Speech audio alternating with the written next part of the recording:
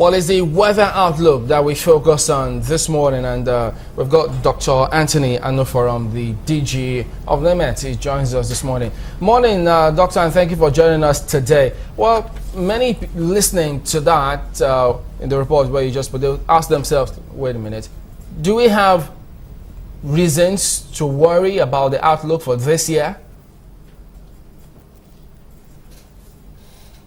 Thank you so much. I hope you can hear me. Yes, we can. Oh, yes, indeed. That is the reason why we came out early to tell Nigerians and every stakeholder what we are seeing. What we are seeing, like you have heard, is that the rainfall this year in Nigeria will be characterized by delayed onset here and there, and early cessation. And in some places, that there will also be reduction in the total amount of rainfall. Let me bring the worrisome aspect of it, Chamberlain, is that we are expecting lower than normal rainfall, number one. Number two, there will be dry spells, especially in parts of the north. A dry spell occurs when the rains have started, then somewhere in between, perhaps when farmers have gone to plant, the rains will begin to reduce, and that normally affects the performance of their crops for that year. So this is the worrisome aspect, and like I said, this is the risk factor we have to manage this year.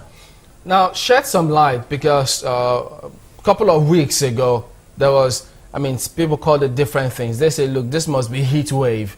Some say they're not sure if they can call it dry spell, but it was really hot, hotter than it has been for some time. What was the explanation from NIMET about that? Oh, very simple. Of course, at that time, we were in the transition, just as we still are. What happened was that we are beginning to have more moisture in the atmosphere over most places. And whenever you have such moisture, without any rainfall, that is not enough to cause rainfall, it sort of traps the heat. And don't forget that before that, we had the Harmattan haze all over the place. And the Harmattan haze had helped to shield off the solar radiation coming to the Earth's surface. But at that time, the haze was beginning to clear, and there was more penetration of the solar radiation into the atmosphere, coupled with the increasing moisture within the atmosphere. So a combination of all that would reduce the comfort level. That is making people feel hotter than they normally should. So that is really what happened at that time. Are we likely to have that experience again? For now, it may continue from what we are seeing. If you have a copy of the rainfall prediction we released by the Honorable Minister of State for Aviation, you would see there that we are expecting the hot feeling, the hot atmosphere around us for most of March in some places, and perhaps into April. So we are going to have a hotter than normal temperature during this period. So can we say we'll be experiencing a heat wave? When do we say we're experiencing a heat wave anyway? No, I won't call it heat wave because, like I said, at this time of the year, it is part of our climatology. So I wouldn't want to describe it as heat wave. When can we say we're experiencing a heat wave then? Well, of course, it has to do with, you have to look at the range, when the deviation from the normal gets to a certain level, to a point that it causes crisis in health. Some people that are prone to heat-induced health conditions. So at that time, we may begin to worry about heat wave. But normal a hot temperature at this time wouldn't be described. Heat wave is almost a crisis situation, and I wouldn't want us to sound that way at this time. Well, considering, sorry to interrupt you guys, but considering that, you know, different parts of the country experience different temperatures, what would you say will be the hottest we'll ever experience? We're already seeing up to above 40. When we get to above 40, then it's worrisome. People feel uncomfortable. But I think for purpose of this discussion, if I may say, if you remember in that event, we were focusing on how is this climate variability and climate change impacts, how is it going to affect present government's economic reform programs. That is the emphasis we are trying to show in that presentation. If you remember, we chose a theme that is impacts of climate variability and climate change on agriculture and infrastructure. Agriculture and infrastructure are two key areas the present government is paying attention to. The issue is, if we have the type of rainfall pattern we are seeing already, how is it going to affect these laudable programs of government? Don't forget that the present government said that they will revive agriculture as engine of economic growth.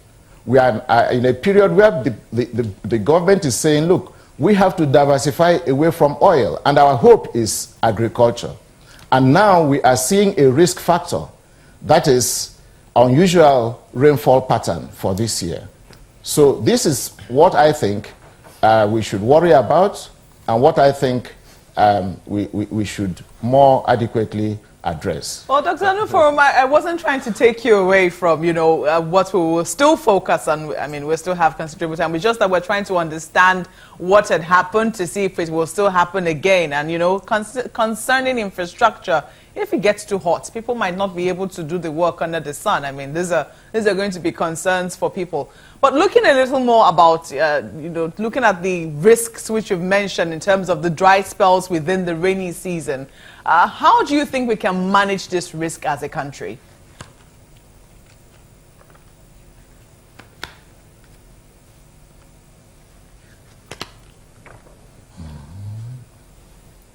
Dr. Anuforom, can you hear me?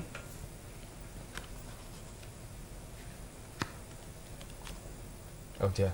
It looks as Seems to though have lost him. he can't. But if he says that that wasn't a crisis, or he's trying to avoid a crisis, I wonder what it was, because it was really hot. And many thought, well, if that's not a crisis, I was dripping most of the and if time. that's not a heat wave, then we don't want any crisis. We don't want any heat wave, because they're already going through things economically, and so nobody wants any of those. It's actually good that we have NIMET there now. Yeah. That is very effective. I actually wanted to hear more about flash floods, because in that presentation they also spoke about flash floods. That's not to say now that we're likely to see early cessation of rainfall, there wouldn't be any kind of flash floods in some other areas. I think to be forewarned is to be forearmed, as they say. I don't know if Dr. Anuforom is back, so that we can get more answers to some of these questions. But going back to the heat, a lot of people would really ask the questions Mark asked. If that's not heat wave, if that's a bit normal or okay, if that's not a crisis situation, then we don't want to see what crisis situation will look like. Because for so many people and so many children, I think it was the most harrowing moments for children in the country. Never before have they experienced such. And don't forget that we had seen Betty Dibia, our correspondent in South Africa, a couple of weeks ago, where some parts of South Africa experienced heat wave. She filed in that report, and we thought, is this the turn of Nigeria to go through all of that? But I think you can rest on that, since the DG has said that's not heat wave after all. Well, there's definitely something very worrying. I mean, that risk is raised in terms of, you know, farmers going to the farm thinking that the rains are here and it's safe to plant. And then in the middle of that, there is a dry spell, and then the crops, well, We sincerely hope that they don't fail, but we need to ask, what the plans are, how it is that NIMET can help, say, the Ministry of Agriculture, for instance, manage the situation, especially the risk for the farmers. Are they going to be giving them, predictions, don't plant now, it's safe to plant now, or are they going to be looking for a plan to irrigate? Because ideally, that's where we should be looking at. Irrigation I think should be the grand plan. You're right there, Mark, but that's why it's very important that they're bringing out the warning now so early. Sometimes when I look at some agencies, I say, hey, wait a minute, they have this kind of octopussy hold on the nation. Now they're also advising, when we had the hazy Hamilton weather, they were advising on air and safety, and now they're advising on food. Otherwise, we might just get into famine or some kind of a food security challenge. And now that they're bringing this, I'm quite sure Chief Audobe will also key into this and see how best he can inform the farmers and all those who also intend to become farmers. Yeah, because he needs to. Are you pointing this way? No, I just moved my hands. I had to, because for those who intend to become something farmers. I don't know? Well, maybe he does. We'll be back in a minute, but let's take a quick break. We'll be back and get back to Dr. Anuforom on this one. Don't go away.